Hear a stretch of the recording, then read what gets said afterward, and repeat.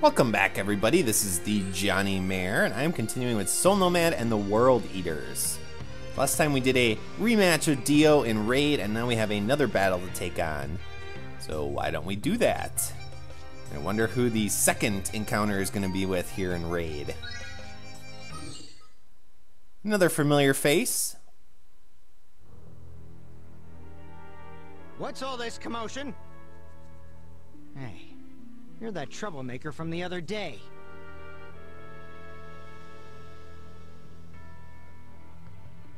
Who's this doofus? He was guarding the World Eater. Huh? You brought backup, huh? You sneaky bastards. Guards?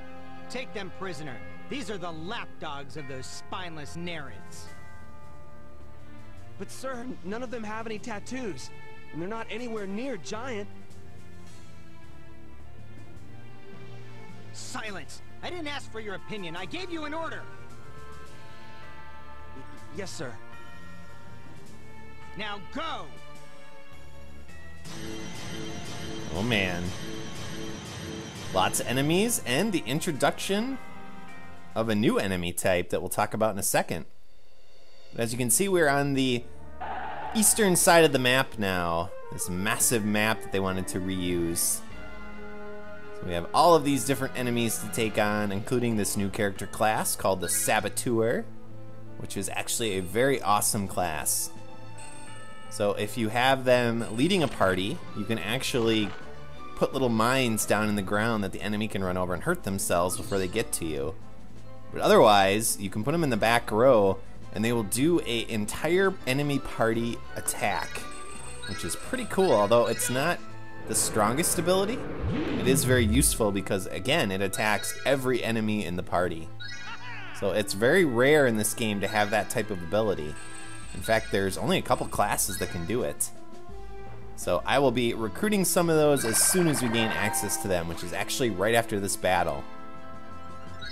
And in fact, I might be transitioning a couple of my existing character names and namesakes to that new class, because it's that good of a class. But in the meantime, let's start attacking and see how quickly we can get through this fight. So these little soldiers, they're not too tough, and of course archers. We've seen all these classes before, and at this point in the game, they still are not sending a ton at us. Only a couple characters per battle party, except, you know, Galahad's party will have more characters in it because he's a boss character. Or mini-boss, I guess you could call him.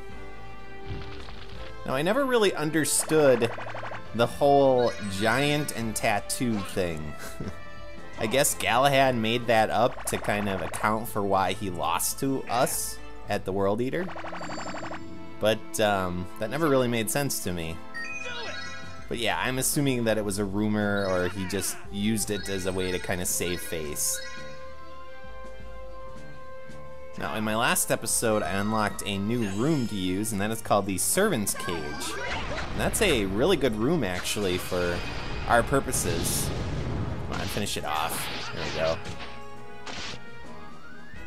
So what the Servant's Cage does... Ow.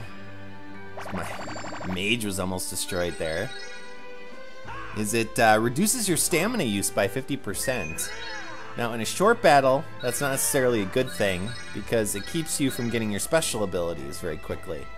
But if you're in a long, prolonged, kind of drawn-out battle, it is a good thing, because it keeps you from getting below 50%, which is when your stats start to take a hit. And so you don't have to recover your stamina as quickly, and you'll stay at maximum stats much longer. So in the future, I'm actually going to be putting that at least on my main party, but hopefully a couple of parties. I'll do that off screen because it takes a while to get the room. I don't make you guys sit there and watch me change rooms over and over again, because it can take quite a while to do that. 20, 30, 40, 50 minutes sometimes, because, you know, I want that particular room, and I also want maximum number of places for party members, which is currently 6-ish. sometimes 7 on a very rare occasion. I'm still going to try to use these towns as liberally as possible, because you get the 20% defense boost plus also the... Man, that almost killed my healer. Also the 20% HP recovery at the end of the turn. Oh. Alright, well, I'll just come up and finish you off then, instead of taking on that Saboteur. Uni. Kind of reminds me of Riku in Final Fantasy X, her nickname for Yuna. Uni! Alright, let's get my other Sep into the area here.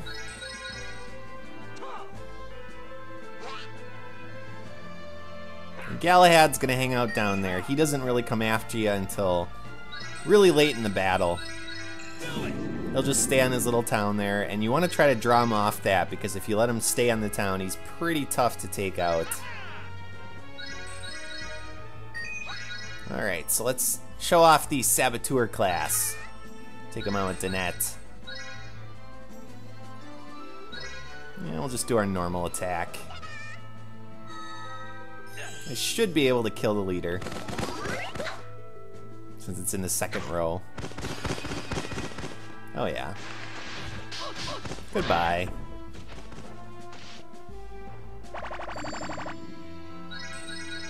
Alright, so now it's attacking us, so basically what it does is it does an ability called Weapon of Mass Destruction from the back row.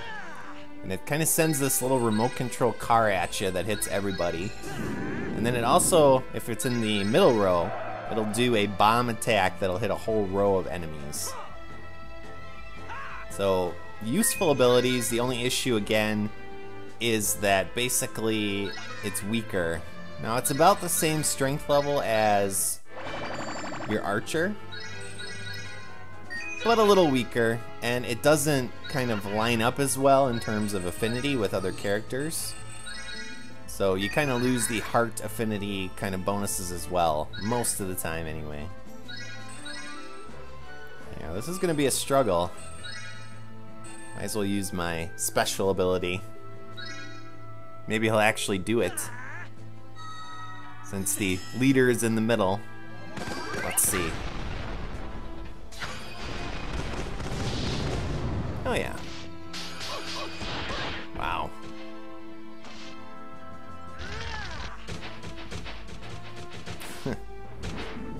This is really cool when you have multiple enemies too, because then he'll keep splitting into more and more of himself.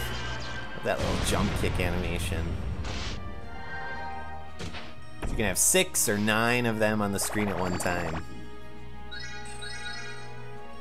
Yeah, you just stay there, Galahad. We're gonna finish off all your troops. Now, don't get... Ooh, plant food. Why don't we use that ability from my little backup guys? We'll save it. Show off Blazing Slash if I need it. I'm not sure plant food would be enough to actually beat the knight. And since it only hits the front row, I noticed, yeah, we want to take out the leader, because as you can see, the front guy died. But there are reinforcements in this fight, so there's going to be another new class that comes at us from below. And I think after this turn, they're going to show up, so we'll have to take those guys out too. Did we survive that? Holy crap. Ugh. Wow. That's actually impressive. There are the reinforcements. So that's our new class. Kind of a floating character for those of you that have played Fire Emblem or Tactics Ogre. Basically it allows them to ignore any type of restrictions on movement. And yeah, we'll move here. I don't want to get Galahad coming after me just yet, if possible. But in general, other than that, that class is not very good because it's weaker than all of your kind of physical attacking classes. so I don't really use them. I think it's called a harpy.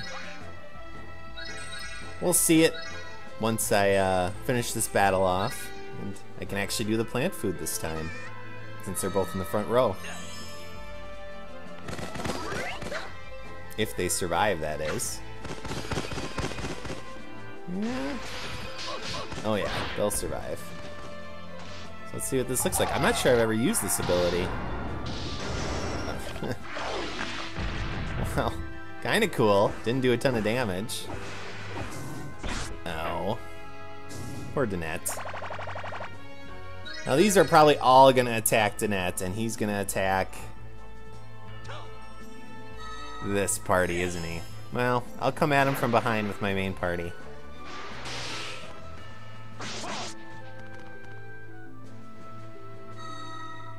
Not super powerful.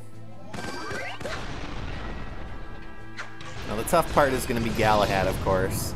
I want to try to take out as many as possible so he doesn't get healed. He's pretty much crippled at this point. Yeah, these things are hitting pretty hard, actually. But in the end, I will take them out. Oh, not close enough. Stupid Galahad.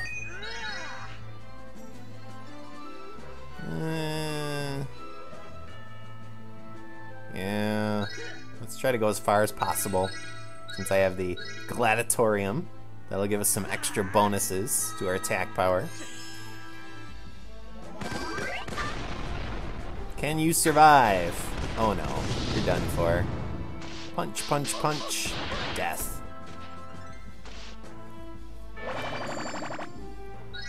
What's the last one gonna do? It doesn't get a chance. But I'm gonna regain some stamina because Danette's party has been doing a lot of butt kicking. Yes, come after my main party. Let's see if you can survive.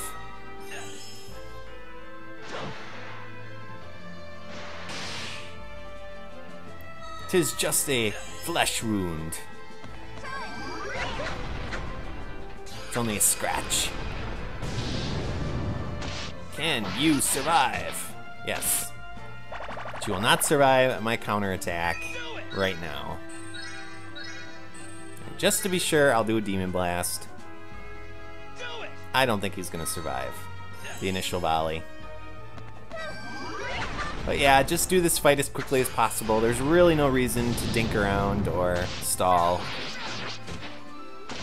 Assuming you've been keeping your characters leveled, you should be plenty strong enough to take out everything pretty quickly.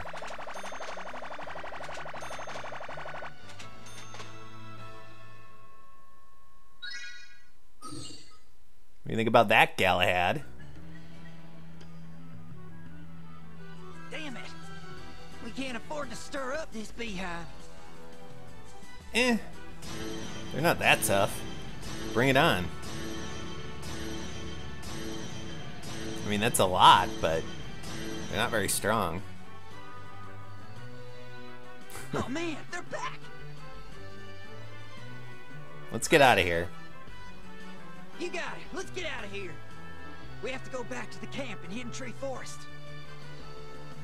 I mean, I don't really want to retreat, but it makes ya. Alright, so now we unlock another room called the Pit Boss, I think. Which gives you 100% accuracy, but prevents you from being able to dodge, so kind of a double-edged sword. And we get our new characters, so I'm going to be recruiting a couple of Saboteurs and renaming them after characters that I already have. And I'm not going to be getting the Harpies, because they are not, again, very useful. But that is it for this episode. We will continue onward next time. So as always, viewers, thank you for watching. And I will see you all next time when we return to our bandit camp and see what Endorf is up to. So long.